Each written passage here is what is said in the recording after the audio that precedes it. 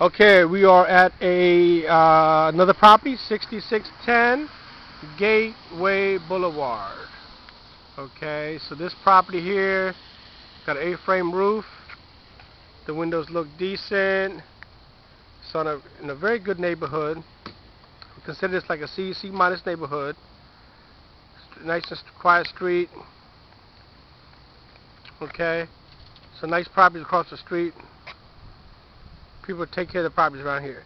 So we're going to come around the side here, and this is a driveway, coming down the driveway. So the siding looks great. Okay, the shutters look good. We can always paint the shutters, keep the windows. The foundation, there's no cracks. You want to look for structure damage. This window is broken here. That's not a problem. Okay, so this plywood right here on the side here. So this plywood have to be examined. Okay, so there's a little separation right here between the bottom of the house and the driveway.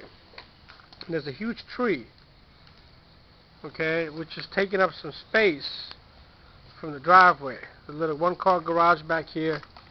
Wow, look at this backyard. These nice trees. Look at all the shade and privacy. Okay, quiet neighborhood. You can get some peace out here.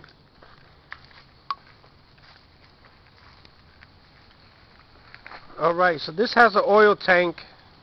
So a lot of these properties in Upper Marlboro, PG County, and even Baltimore, there's oil tanks. So you can work with them, but you may have to reconfigure your air conditioning, your heat system to remove these. And you see how all these leaves and stuff are built up right by the door? So this is going to cause a lot of water to get into the house. So this would have to be reconfigured as well. Okay? So coming back, you look at this yard, this huge yard. Wow. So it's already fenced in. It's already fenced in. So this is nice. You always want to look for a nice flat backyard. Okay, these trees are really close to the house.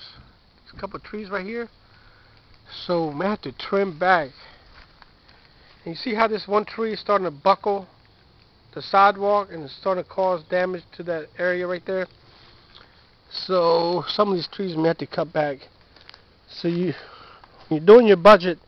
You want to do the budget for landscaping, curb appeal, driveways, sidewalks. Because curb appeal is what sells the house as well. And people want functionality and space for parking and that kind of stuff. Okay, so now we're going to go into the property and then examine the inside of the house. So the front sidewalk doesn't look too bad. It's a little bit cracked, but can be reworked.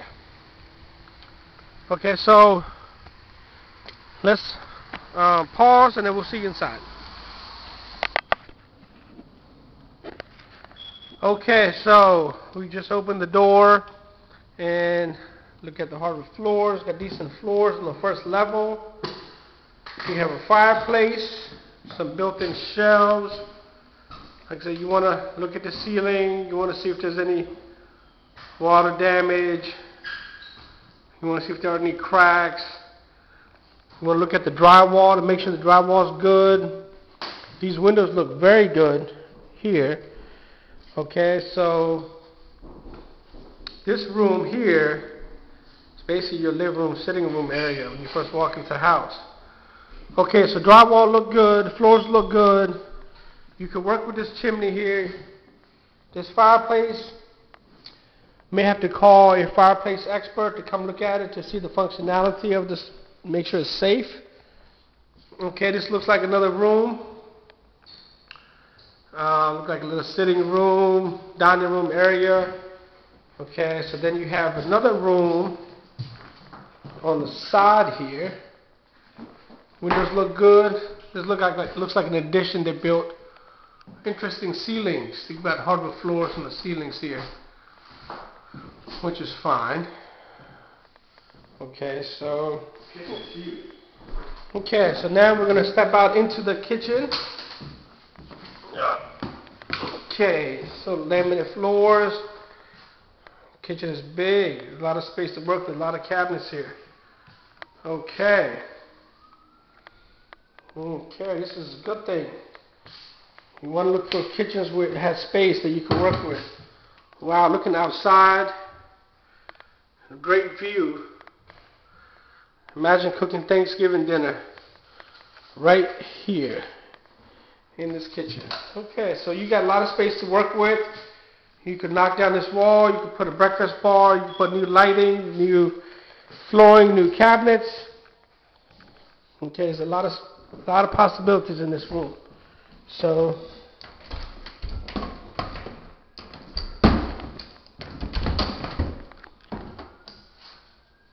this is the basement. Going down into the basement. Okay, let's do that now. Might as well get it over with.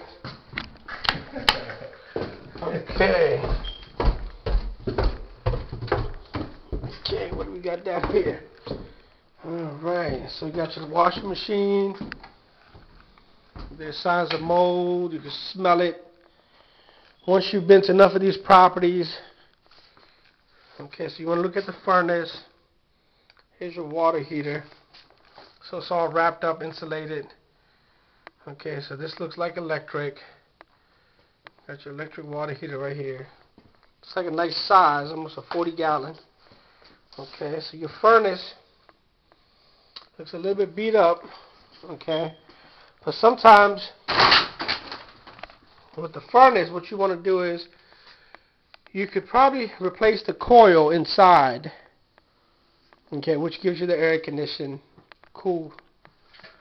And then you can replace the blowers, the fans, the squirrel cage, and some of the motor to keep the body of the furnace, but replace the guts in the engine, so you don't have to reconfigure and take everything out and haul it away and redo it. Sometimes the casing is good, but the guts are just old and beat down. Okay, so that might be an option. Here we have another room. Okay, so the ceiling's about 7 feet tall in here. You want to look at electrical panel. Okay, this is not the panel. It's the main pipe for the water. Okay, you got mold right here on the bottom. Yep, you want to be careful. Don't touch this stuff, man. Oh, you got mold back here. Goodness. What is this little tiny room? I tell you, people do all kinds of stuff. Okay. Now coming back here is another room. Okay, so you have a sump pump. And apparently the sump pump is not working because the power is probably off, which is causing water and moisture to come into the house, which is starting to create and develop the mold. Okay, so you look at the electric panel. Okay, you want to see, again, it says it's winterized. So you want to look at to see if it's a 200 amp, if it's a 100 amp, to see if you got to do any upgrades. Just look at the breakers to make sure they're all labeled properly, everything's according to code. Okay, so this house has at least 200, which is good. You don't have to do any heavy ups. Okay, this room, you can perhaps leave it, because you never want to create work. You want to try to work with some of the space as is, so you can keep your costs low and keep your profit margins higher. Okay, so going back upstairs, this is an old house, but it's functional, and it'll be great for a first-time home buyer. Okay, so coming into the first area, looks like a bedroom off the main level. Okay, great floors, tiny closet. So most buyers these days have a lot of stuff. Shoes, clothes. So closet space is always important. Again, you want to look at the ceiling. You want to make sure there's no water stains or water issues. You want to look at the floors. Make sure the floors are leveled and the joists are not buckled.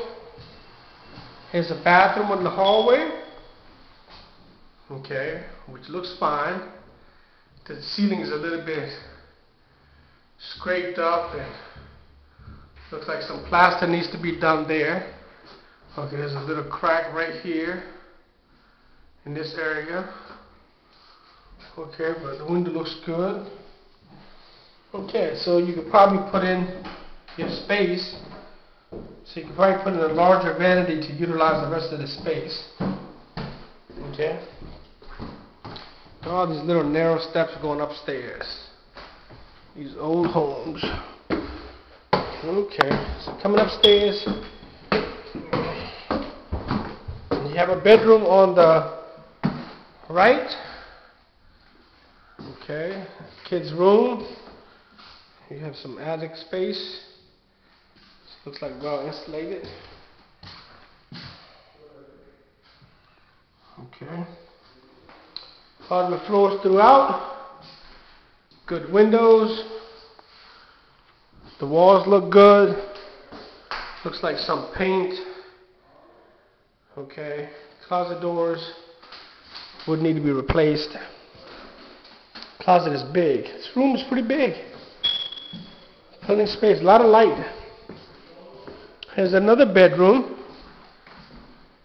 And this possibly could be the main master bedroom. So you walk in. You have pretty decent ceiling height. You have a closet right here, hardwood floors. It's pretty spacious. And then you have back here, looks like a bathroom. So you get this little space right here, which you could probably open up. There's no need for this area. Then you have a bathroom. Okay, so not bad. So you could make this a very functional, large bathroom. We could make this work. Got your toilet. Got your van. Hey, that's me right there. How you doing? Okay, looking outside.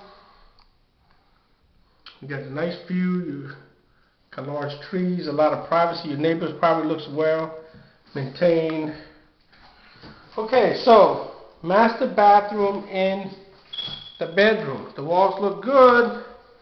Electrical looks good. Plumbing looks good. HVAC needs some work. Windows look good. Floors look good. All the doors need to be replaced.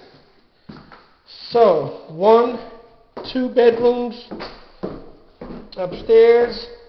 A bedroom down here. A bathroom upstairs. A bathroom down here. Got your living room space. Got another little dining room. Got a large kitchen.